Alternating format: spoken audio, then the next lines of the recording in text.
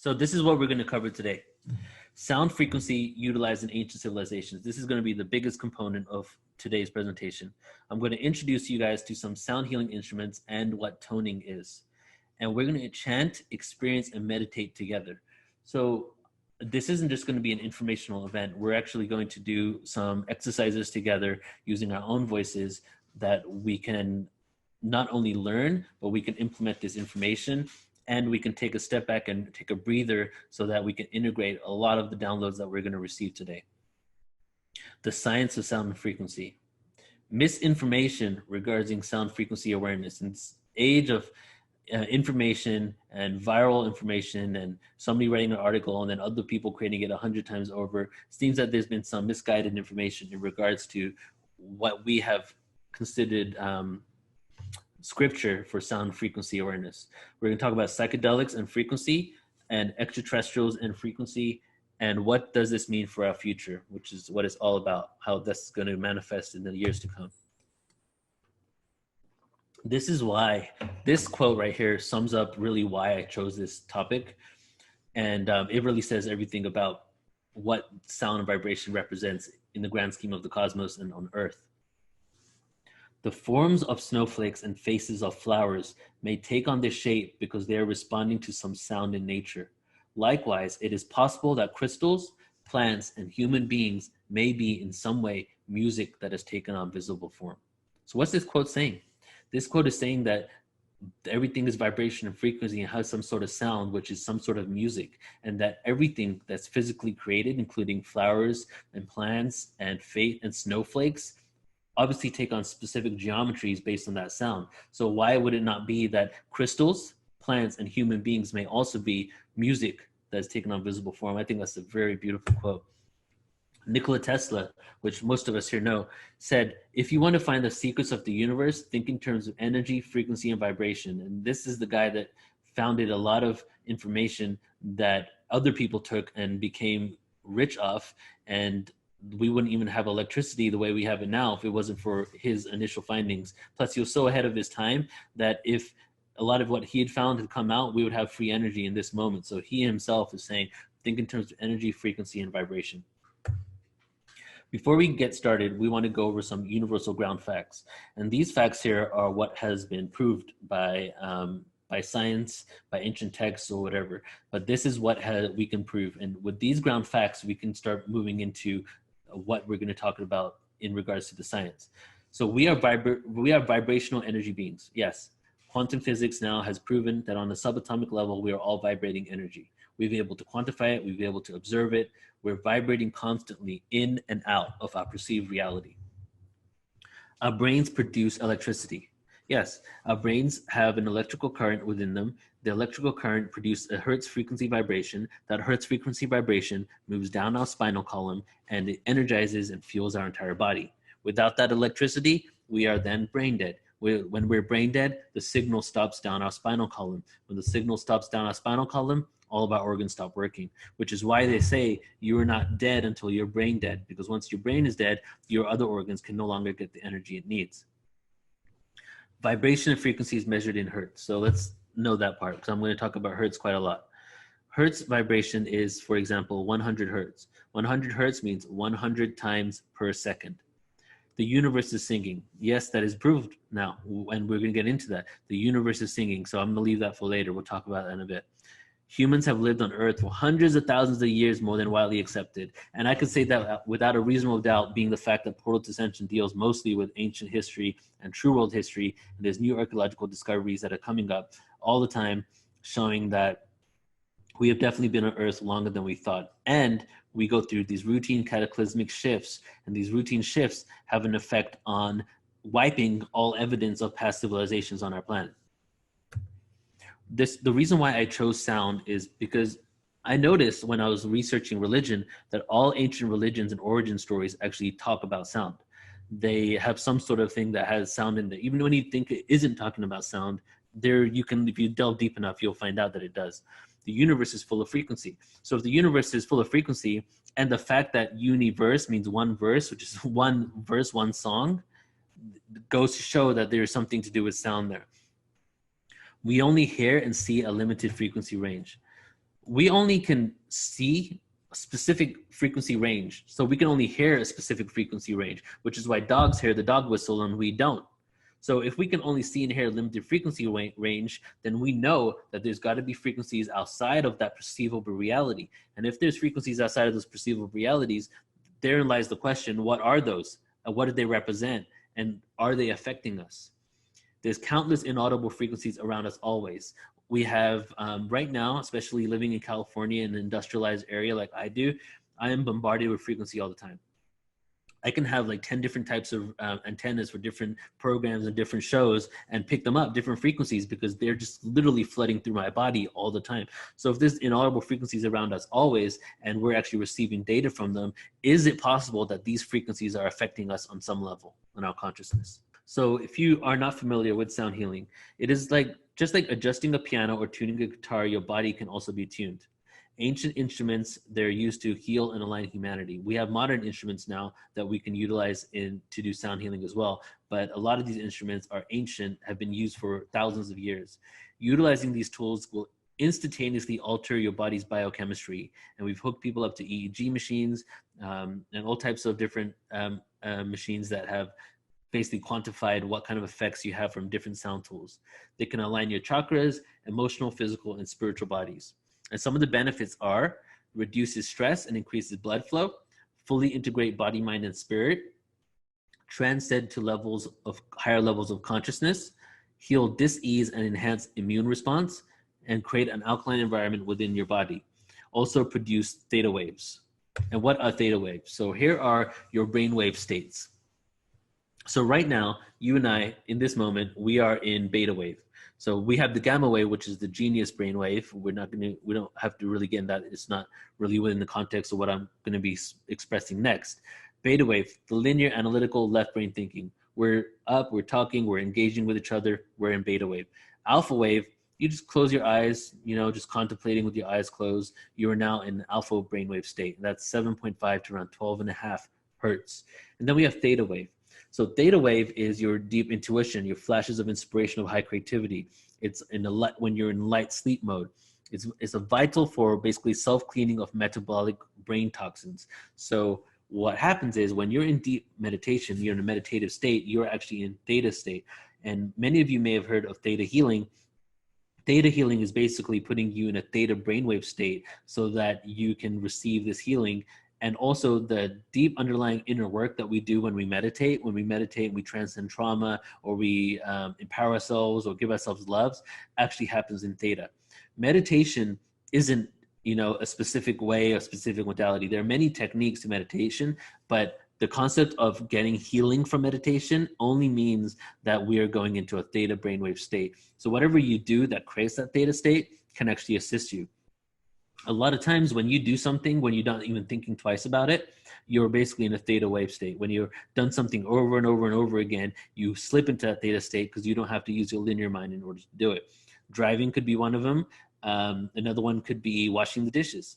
And then we have delta state. Delta is your deep sleep, deep relaxation, loss of body awareness. A lot of people in this world can have astral travel experiences.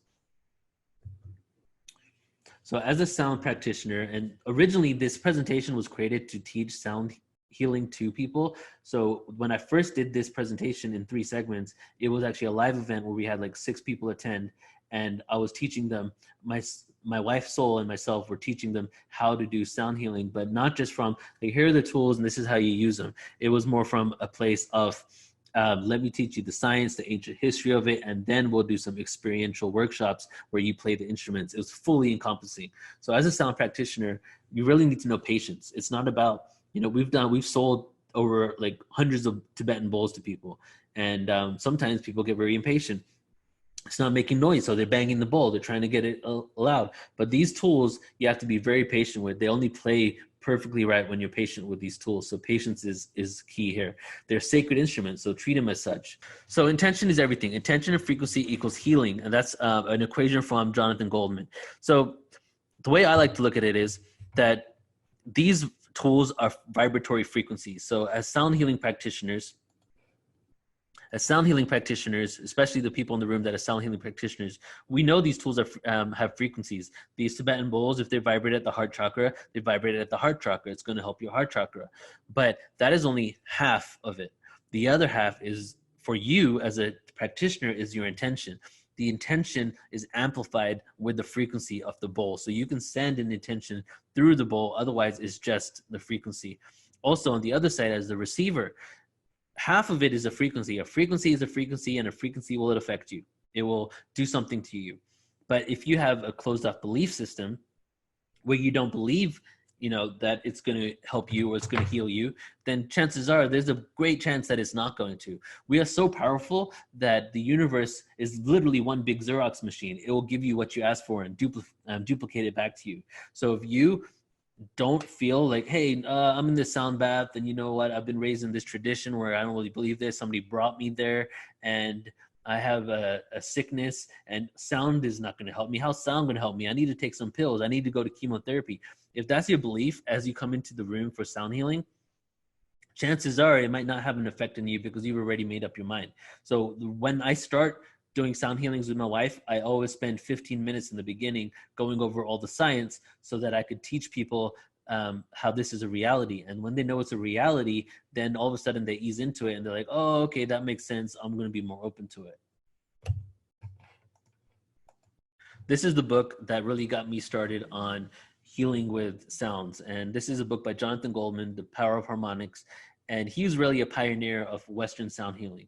Something that's really interesting and pretty cool is that these sound tools have been used for thousands of years. But sound healing baths, like I just showed you that my wife and I do and other people are doing all over the world, are only like a phenomenon from this century. Not even 50 years ago, not even 20 years ago was this as predominant as it is now. There was whole entire states and countries that didn't have this 10 to 20 years ago, and some still don't. So these instruments were used all over the world. The didgeridoo was used in Australia for tens of thousands of years, and that's what they were using it with drums. The tuning forks and the ankh were used in Egypt. The Tibetan bowls were used in North India and in the Himalayas. But only around 20, 30, maybe 40 years, like that's stretching it, has sound baths like we're doing now actually been in existence. So this is definitely a revival of an old age, but it's definitely a new age as well, because no one has brought these instruments that have been used from all these different ancient traditions and put them in one bath. So it's interesting to note these sound tools, the didgeridoo, earth, the Tibetan bowl, the cosmos, the tuning fork, the cosmos, all these different instruments really have either a grounding effect or a celestial effect on it. So these traditions were, you will notice that people that use the drum, people that use the didgeridoo, they were really grounded in earth, nature people. People use the Tibetan bowls, people use tuning forks, other high frequency sounds. They were all about the extraterrestrials, and they were talking about star beings and space wars and galactic wars. And that's because their frequencies were also giving them that experience. But now we exist in this modern age where we're able to bring heaven down to earth and earth to heaven. So, and this is what it's all about. We're bringing heaven to earth. We're creating heaven on earth. And these sound baths are an amazing representation of that, because we're able to have the full range of frequencies used at the same exact time. And here are the chakras, is the chakra system. Many of you probably know about the chakra system, but just to go over it really quick, we have the crown chakra, which is right at the top of the head, which is also the pituitary gland. We have the sixth chakra, which is the third eye for intuition, deep understanding and knowing, connected to the pineal gland. That is basically the left eye, the ears, the lower brain, the nervous system are the organs and the systems that are connected to it. We have the throat chakra, which connects to the organs of your thyroid, your lungs, your esophagus, your bronchi, and your throat. We have the heart chakra, which is your thymus, your heart, your circulatory system, your vagus nerve, and your upper back. Then we have the solar plex, which is the third chakra, right here, the yellow one, which is your pancreas, gallbladder, and small intestines. Sacral chakra, your ovaries or testes, sexual organs, immune system, and then your lower GI. And then we have the root chakra, which is your adrenals, your kidneys, your bones, your muscles, and also your legs, your root, your foundation. When I first got into this awareness. Well, actually, firstly, let me tell you this. The origin of the word chakra. So chakra was not the original the original word for chakras. It was actually chakras. There was no C in the original word. And the earliest, um, the earliest that we've seen any mention of chakras or chakras was in the Rig Veda, which is around 1500 to 1000 BC. So that's what, around 3000 to 3500 years ago, we see the mention of chakra, and as we know it now. And even back then, they weren't actually correlated to colors. Colors are more like a new advancement in there. So back when they were talking about chakras around 1500 BC, they weren't associated with specific colors. And it was actually shown in the Rig Veda. The word chakra means wheel, disc, or just circular.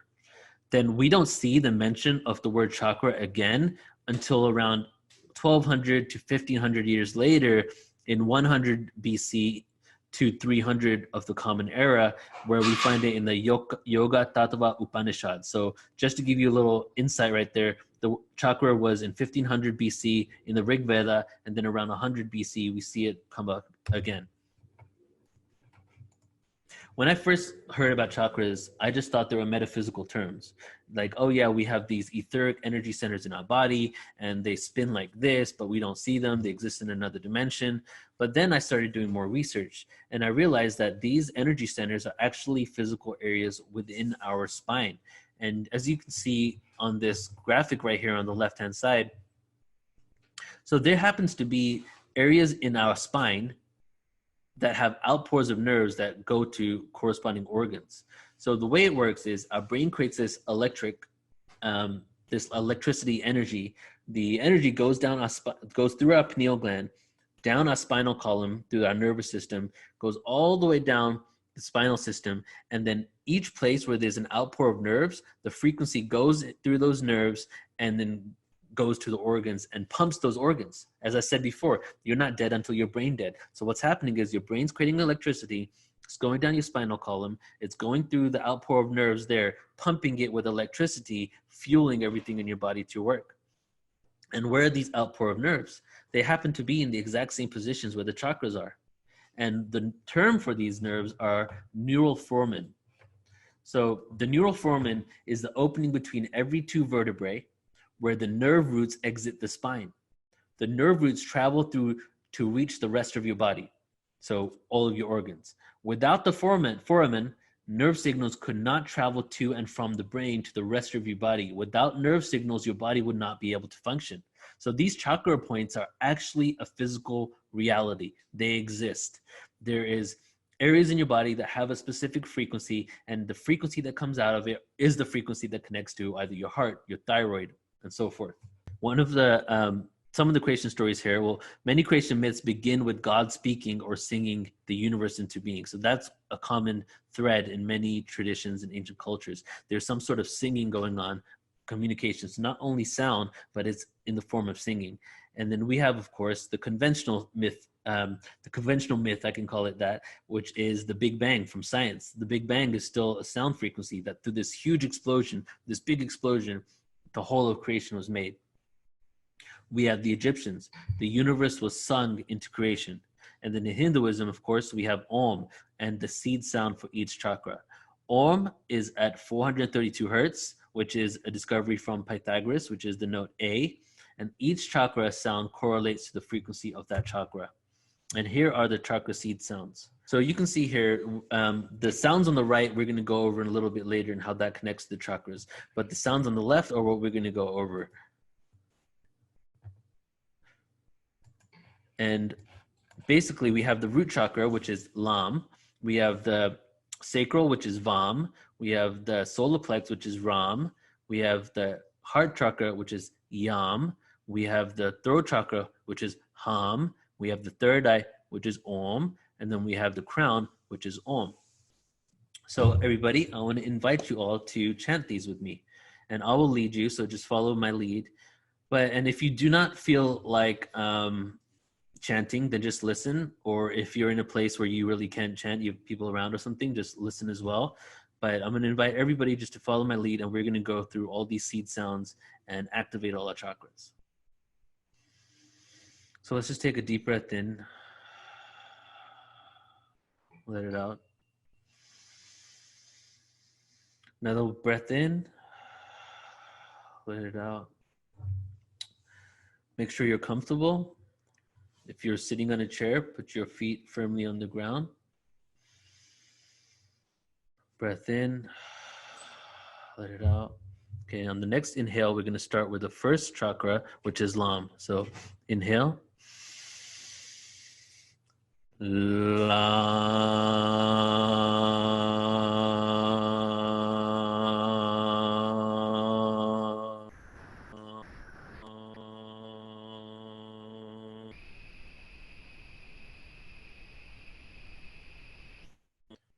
Next one, Vam.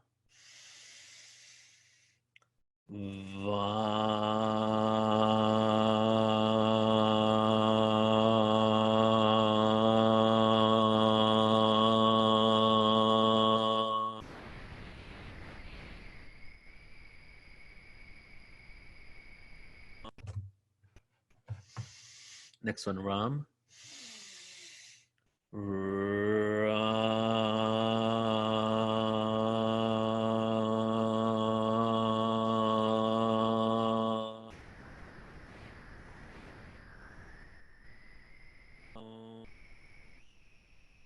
Heart chakra, Yam.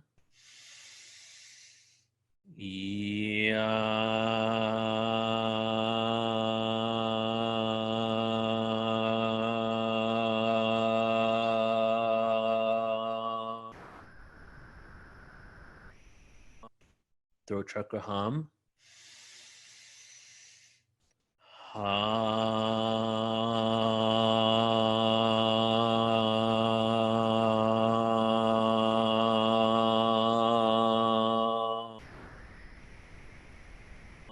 Third eye, Om. Om.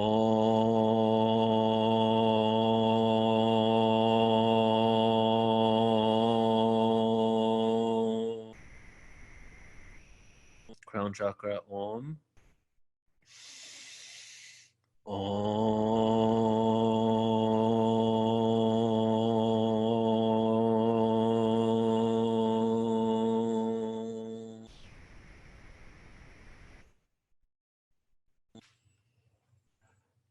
Okay.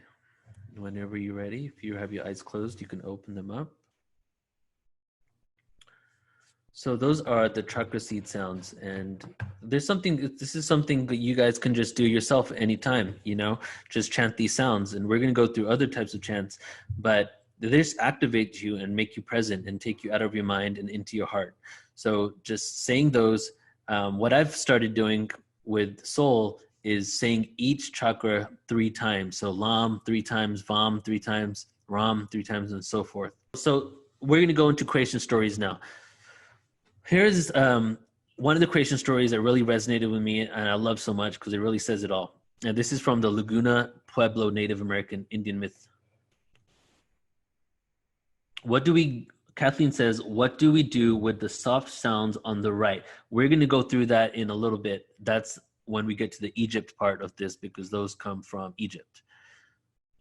So here we go, Laguna Pueblo Native American myth. In the center of the universe, she sang. In the midst of the waters, she sang. In the midst of heaven, she sang. In the center, she sang. Her singing made all the worlds of the spirits, the worlds of the people, the worlds of the creatures, the worlds of the gods. In this way, she separated the quarters. Singing, she separated. Upon the face of heaven, she placed her song. Upon the face of water, she placed her song. Thus she placed her song. Thus she placed her will. Thus wove she her design. Thus sang the spider. Thus she thought. I just got chills saying that, and I've said that like 3 times today. Because this says it all. Not only does it call the universe a matriarch and the female energy of creation, but it talks about the quarters and the 4 corners and how they were created and how all formation was sung into reality and how the spirits was sung into reality and how the gods, the world of the gods was sung into reality. And in this way, she separated the quarters. Singing, she separated. Upon the face of heaven, she placed her song. Upon the face of water, she placed her song, earth and heaven. And then the part that says, thus she wove her design, thus sang the spider, That's some quantum physics right there. That's the first fractal of the universe. What do spiders do? Spiders create fractal geometry from the center. It's like a black hole in the middle, and then the galaxy and the universe gets formed afterwards. So this is talking about how creation was made, how it's female energy, and then how also it's like a spider where it fractals into all reality. And thus she thought, the original thought. All of this happened, and what was the ending? The ending was the thought. The thought was where we are now. The Australian Aborigines speak of 3 sacred songs, the song paths sung by the primordial ancestral spirits who walked across their landscape, singing its land forms into being. So it's very similar to the last one. And then we have the 6 days of creation, which represent the 6 aspects of Om, the sound, 6 solfeggio notes, and also the 6 aspects of the all-seeing eye of Horus. And then you guys may think this next one is pretty familiar, even though I bet you've never heard this specific phrase before.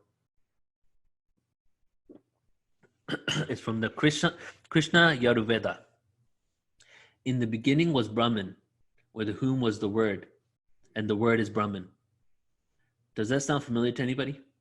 Well, the next thing says, in the beginning was the Word, and the Word was God. Doesn't that sound strikingly familiar and almost exactly the same?